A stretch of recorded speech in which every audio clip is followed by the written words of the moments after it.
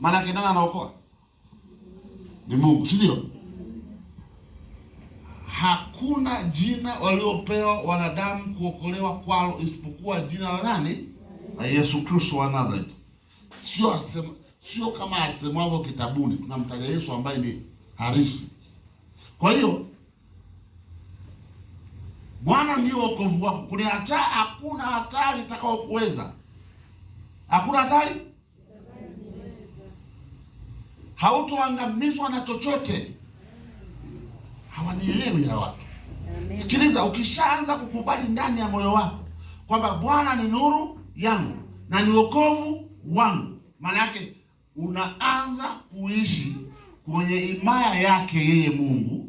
Ukishaishi kwenye himaya yake, maana yake kila atakayekuja na hatari yoyote kukuzuru hatakuweza. Amina.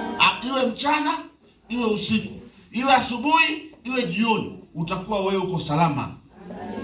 Hatuwezi kuishi na Mungu ili hali ndani tukiwa na mashaka. Tutaishi na Mungu tukiwa watu wa kujiamini kwamba Bwana ndio wokovu wetu. Amina. Bwana ndio nani? Wokovu wetu.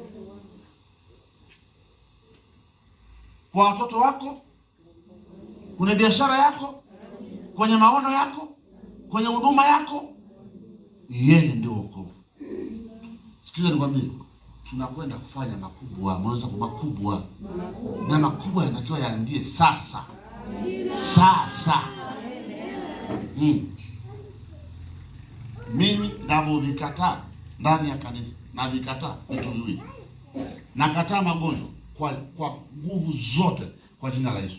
Amina. Nakataa umasikini kwa nguvu zote katika jina la Yesu. Mambo haya kwa sababu yanafedhehesha utu wa mtu. Mtu akiwa mgonjwa hana maamuzi yake, ataamuliwa. Akiwa ana fedha, maana yake ataishi maisha. Mimi Mungu nilimwambia, umenituma ndio, lakini vitu viwili mimi mwenzako si. Akaniambia,